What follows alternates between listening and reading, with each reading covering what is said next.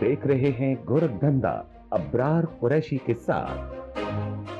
अस्सलामुअलैकुम, आप देख रहे हैं गोरखधंधा अब्रार कुरैशी। आपसे मुखातिब हूँ साहिब। आज के मौज़ूआत जो हैं वो फिर से कश्मीर है और आज़ाद कश्मीर की ताज़ा तरीन सूरत हाल पे बात करते हुए हम जिक्र करेंगे कि आज का दिन जो है वो अहम क्यों है। हेलीकॉप्टर आ चुके हैं, 25,000 फोर्सेस पहले से हैं और पलंदरी से रावलाकोट जाने का मार्च जो है वो कैसे कंप्लीट होगा। अगर रावलाकोट को अबूर कर लिया जॉइंट अवामी एक्शन कमेटी के लोगों ने, एहतजाज ने, तो फिर इन्हें मुजफ्फराबाद को हाला पहुंचने से रोकना जो है वो मुश्किल और नामुमकिन हो जाएगा। साहिबो, आप हैरान होंगे ये सुन के कि लाखों कश्मीरी जो हैं वो सफ़र के ऊपर हैं। पहली गोली का मुस्तहिक जो है वो कौन है, इसके ऊपर भी बात करेंगे और आईजी ने किस तरीके से आज़ाद कश्मीर के लोगों को ना सिर्फ मरवाया बल्कि मरने के बाद भी जज्बाती तकरीर करके ये कहा कि जो गोली है मारी गई, जो हमारी फोर्सेस जख्मी हुई हैं, उसका गोली का बदला गोली से लेंगे। उन्हें ये एहसास ना रहा कि उन्होंने पहले क्या कहा था और आर्मी के महकमे में थे, कैप्टन हैं, रिटायर्ड हैं या छोड़ी जॉब और अब आईजी के ओहदे के ऊपर हैं और आज़ाद कश्मीर के अंदर तैनात हैं। लेकिन उन्हें ये समझ नहीं आ रही कि ये लाहौर नहीं है, पंजाब नहीं है, बलूचिस्तान नहीं है, ये कश्मीर है। उनका सबका बयान था कि अगर मुल्क के अंदर से 1,000 लोगों को मार दिया जाए तो ये मुल्क ठीक हो जाएगा। अब वो कहते हैं कि जिन्होंने फोर्सेस को मारा है उन्हें हम गोली का जवाब गोली से देंगे। तो अगर आप समझते हैं कि आज़ाद कश्मीर के हालात ठीक करने और आप ही का फार्मूला आईजी साहब कि अगर हम 1,000 लोगों को मार दें तो निज़ाम ठीक हो जाएगा, तो फिर पहली गोली आपको लगनी चाहिए मदद के साथ। आप आईजी हैं, पुलिस के सरबराह हैं और आप ऐसी जज्बाती तकरीर करके तैश दे रहे हैं और आपकी ये कोशिश है कि फोर्सेस जो हैं वो अवाम को मारें। आप देखें, फोर्सेस वाले ज़्यादा शहीद हुए हैं या अवाम हुए हैं? दोनों हों, थोड़े कोई हो जाए, कोई ज़्यादा हो जाए, नुकसान तो इंसानियत का है ना, नुकसान तो कश्मीरियों का है। तो आप ऐसे हालात में लोगों को ये कहें कि आप तहम्मुल और बुर्दबारी का मुजाहरा कीजिए, आप दहशत गर्द नहीं हैं, आपकी बात हुकूमत सुनेगी। उल्टा आप ये कह रहे हैं जी कि जाओ और गोलियां मारो, गोली का बदला गोली से लो। एक बंदूक दिखा दें किसी शख्स के पास आज़ाद कश्मीर में हो सवाए तिम्बर के डंडे के। अगर तिम्बर का डंडा और ये शक्लें और ये इंसान आपको बंदूकें लगते तो फिर तो और बात है, लेकिन मत कीजिए ऐसा। आईजी एक बहुत बड़ा मनसब है, आपके अंडर हज़ारों नहीं, इस वक्त बड़ी तादाद में जो पुलिस अफिसरान हैं वो आते हैं और आप उनके सरबराह हैं। अगर आप ही ऐसे बयान देंगे तो फिर अवाम तो तैश में आएंगे। इनको मत डराइए, ये नहीं डरेंगे। देखें ना, आप 26 नवंबर वाला फार्मूला कश्मीर में लेके आगे। फार्मूला क्या है जी? भारत के रॉ के एजेंडे हैं, दफ्तर सील किया है जी, वहां से भारतीय करेंसी मिली है, ये दहशत गर्द हैं जी, फला जॉइंट अवामी एक्शन कमेटी वाला जो बंदा है इनको छोड़ के जो है वो चला गया। कहाँ चला गया भाई? सियासी जमात है कोई जॉइंट अवामी एक्शन कमेटी? क्या ये कोई तहरीक इंसाफ है कि यहाँ से जहांगीर तरीन और फलाना टींगा जो है वो छोड़ के फयाजुल हसन चौहान और वो चले गए पाकिस्तान इस्तेकाम पार्टी में? ये फार्मूले यहाँ पे नहीं लगेंगे। आपने गोलियां मारी, रात को लाइटें बंद करके सारा कुछ किया, यहाँ पे भी किया, लेकिन वो पीछे हट के थे। ये कोई अली मीन गंडापुर नहीं है, ये जॉइंट अवामी एक्शन कमेटी की लीडरशिप है, ये पीछे नहीं हटेंगे। तो लिहाजा ये 26 नवंबर वाला जो आप फार्मूला कर रहे हैं ये कश्मीर में कामयाब नहीं होगा। अब पलंदरी से आगे की सूरत हाल क्या होगी, वहीं पे मैं 2 सवालात और पूछना चाह रहा हूँ। देखिए, हमें पता है पाकिस्तानियों की बेशतर की जो हमदर्दियाँ हैं वो कश्मीरियों के साथ हैं। कोई दुश्मनी नहीं है, पाकिस्तान और कश्मीर में कोई फ़र्क नहीं है। पाकिस्तान का पासपोर्ट इस्तेमाल करते हैं, सारी चीज़ें करते हैं, लेकिन पाकिस्तान के किसी शहर में, किसी जगह के ऊपर क्या 10 और 100 लोगों ने बाहर निकल के कश्मीरियों के हक में कोई एहतजाज किया? नहीं किया। आप 25 करोड़ हैं और ये आपका 0.5% या 10% बनते हैं या 1% भी नहीं बनते। पता है कितने? 50 लाख मैक्सिमम सारे कश्मीरी। आप तमाशा देख रहे हैं और कहते हैं कि जॉइंट अवामी एक्शन कमेटी के लोग जो हैं, नेपाल के अंदर जो इनकलाब आया था बांग्लादेश और श्रीलंका में, तो वैसे ही पाकिस्तान में आना चाहिए, इनको रोल मॉडल मान रहे हैं। लेकिन इनके हक में कोई जुमला, कोई अल्फाज आप पाकिस्तानी मीडिया का करतूत देख लें। मानता हूँ अहमद मीर साहब दिगर साफ़ी कश्मीरी हैं, कश्मीरियों के लिए आवाज़ भी उठा रहे हैं, ना भी कश्मीरियों, कुछ और लोग भी, लेकिन बेशतर क्या है जी, प्रोपेगेंडा कर रहे हैं। और किसी पाकिस्तान के शहर में, गांव में, देहात में 100 बंदे 10 बंदे बाहर निकल के उन्होंने मजामत नहीं की और ये सारी चीज़ें नहीं की। आपसे अच्छे तो साहिब बरतानिया की पार्लियामेंट के अंदर बैठे हुए अंग्रेज हैं जो हमारे हक के लिए बोले हैं, ब्रिटिश मेंबरान ऑफ पार्लियामेंटेरियन हैं जो हमारे लिए बोले हैं।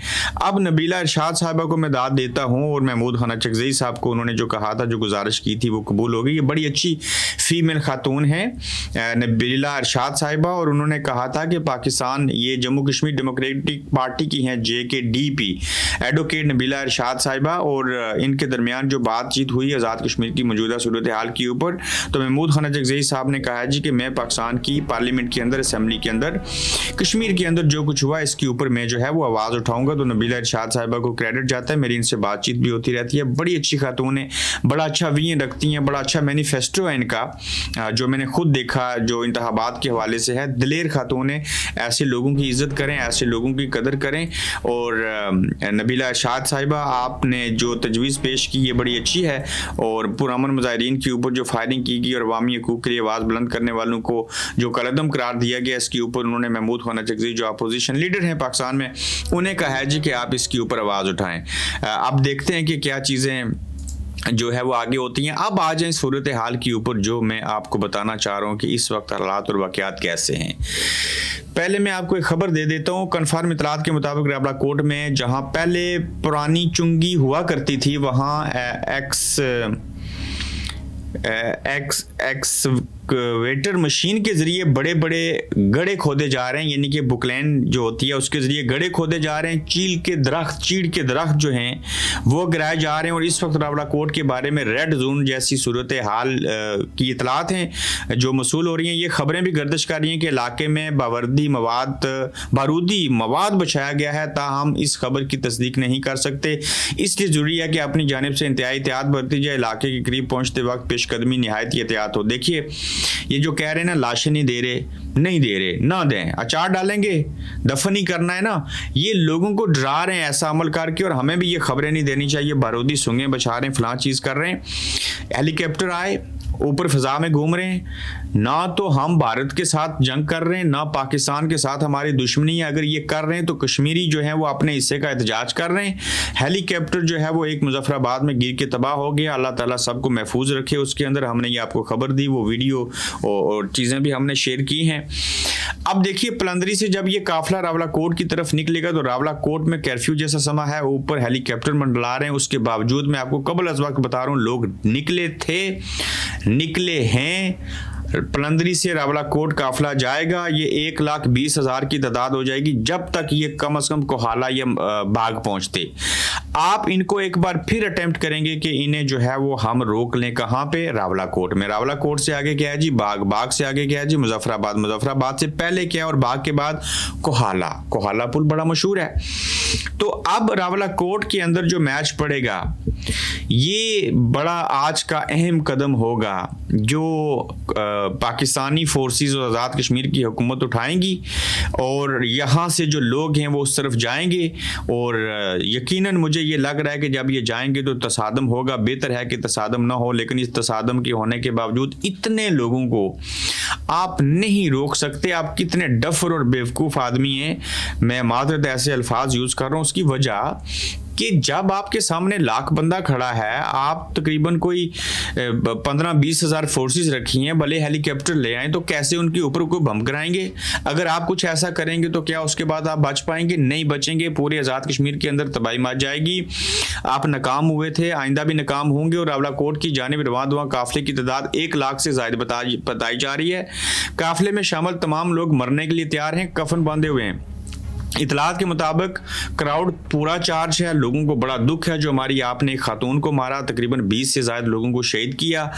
अब देखिए, यहाँ तक कि कोर मेंबरान भी डू एंड डाई वाली सिचुएशन में हैं, और ये काफिले रावलाकोट से कुछ फासले की दूरी पर हैं इस वक्त, जब आप देख रहे हैं ऊपर हेलीकॉप्टर और सारा कुछ। फिर हमने देखा कि रावलाकोट की मसाजिद में ऐलान हो रहे हैं।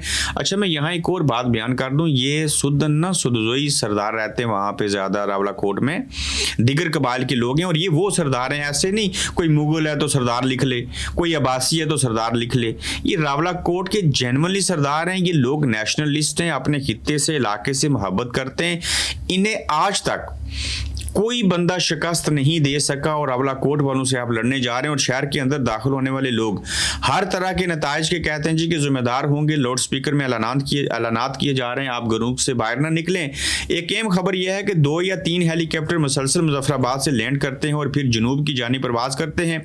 ये खबर भी सहाफ़ी हैं दानिश इरशाद वो दे रहे हैं। और आगे हमने आपको बता दिया था कि जो एक हेलीकॉप्टर है मुजफ्फराबाद में वो तबाह हो गया। मैं यहाँ पे एक वजाहत दे दूँ, उस दिन हमने पोस्ट लगाई थी कि लतीफ़ अकबर साहब ने साइन किए, मुझे आज किसी ने नोटिफिकेशन भेजा, बिल्कुल उनके साइन है, यानी कि उनकी तरफ से नोटिफिकेशन है। फिर मैंने कल लतीफ़ अकबर साहब से बात हुई, ना सिर्फ वो पोस्ट डिलीट की बल्कि हमने कहा जी कि उन्होंने वजाहत की है कि मेरा इससे कोई लेना देना नहीं है।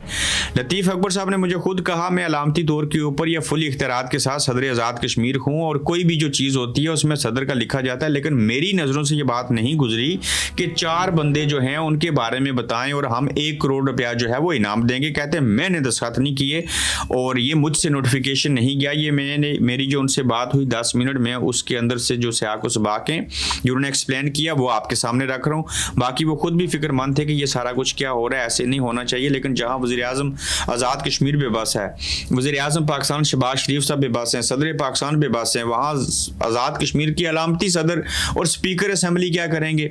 कुछ नहीं कर सकते। फिर ये आज़ाद कश्मीर के सियासतदान कहाँ हैं? मैं 1-2 को देख रहा हूँ, वो सोशल मीडिया के ऊपर पोस्टें लगा रहे हैं, कुछ चीज़ें कर रहे हैं। कुछ लोग तो बोले चंद लोग, लेकिन बाकी सियासतदान जो हैं उन्हें सांप सूंघ गया। क्यों?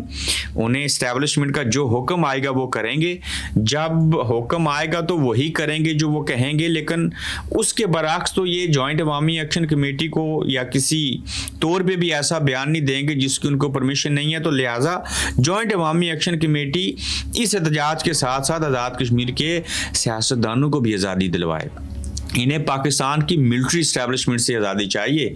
अब देखें वज़ीर-ए-आज़म आज़ाद कश्मीर बार बार कह रहे हैं कि हम मुज़ाकरात करना चाह रहे हैं। भाई किससे मुज़ाकरात करना चाह रहे हो? जिनको कलअदम करार दिया, ठीक है अच्छी बात है, उसके बावजूद कर रहे हो तो फिर उनको कलअदम जो करार दिया फैसला वापस लो।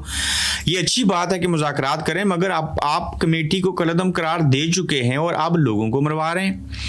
आप जिनसे मुज़ाकरात होने हैं उनके सरों की कीमत लगा रहे हैं। यानी कि नोटिफिकेशन जारी करके कहा गया जी कि ख्वाजा मेहरान, शौकत नवाज मीर, उमर नज़ीर कश्मीरी और वो जो अमान साहब हैं उनके बारे में बताएं वो कहाँ पे। मैं आपको बता चुका हूँ कहाँ पे हैं और मुझे देना 3 करोड़, मेरा तो 3 बन गया ना।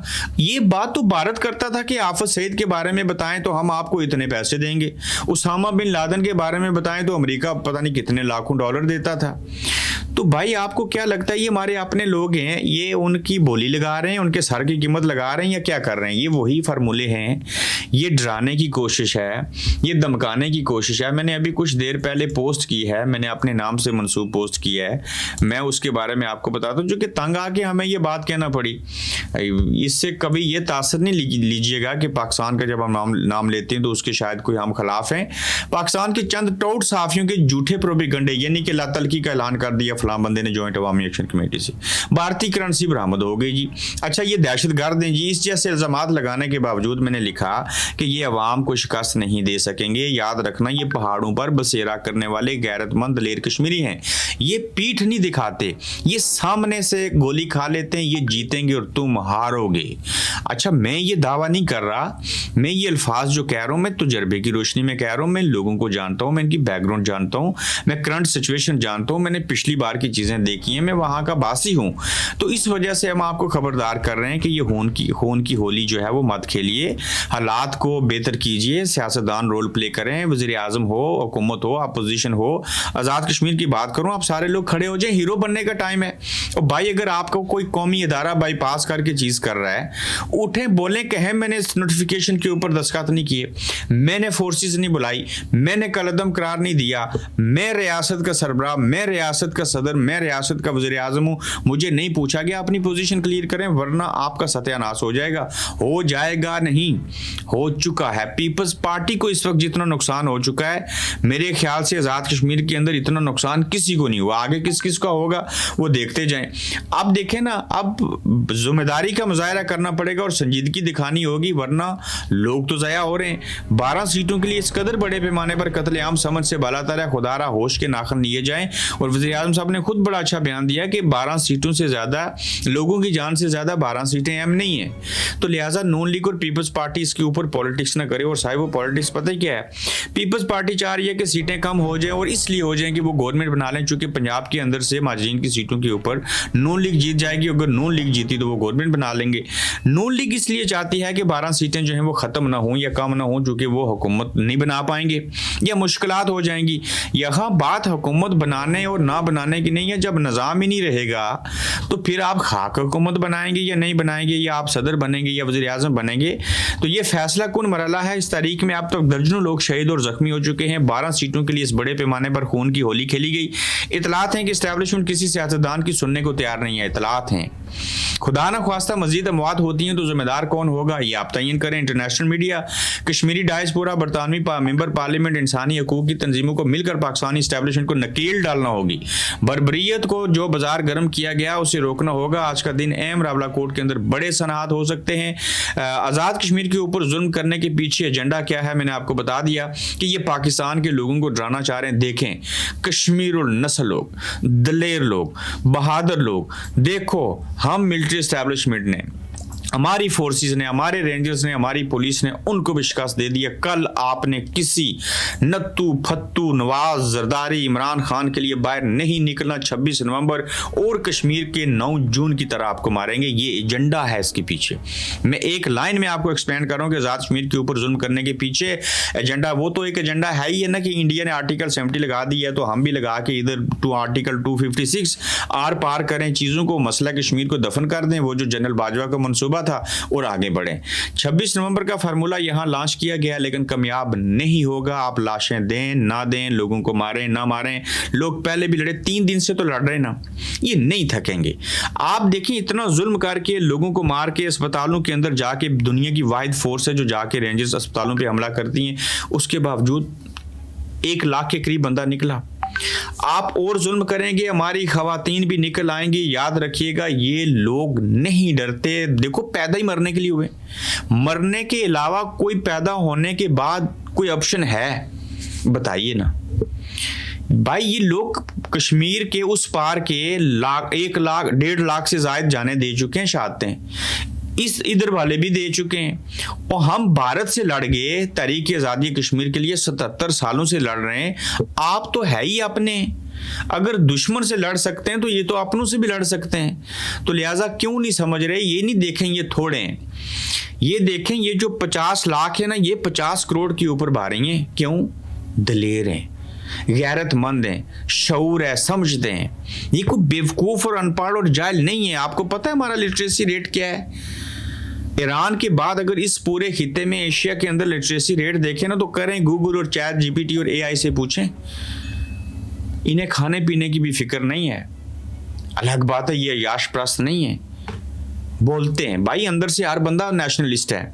मत कीजिए ऐसा कि जो आज़ादी हमें भारत से चाहिए थी वो आपसे लेने के ऊपर आ जाए और आप एक नया बलूचिस्तान बना दें। अपना ख्याल रखिएगा, अपना फीडबैक दीजिएगा। तो आज हम कम से कम 3 और एपिसोड करेंगे और आज के दिन में आपको जो है हमारी ऑडियंस, उनको हम आगाह रखेंगे।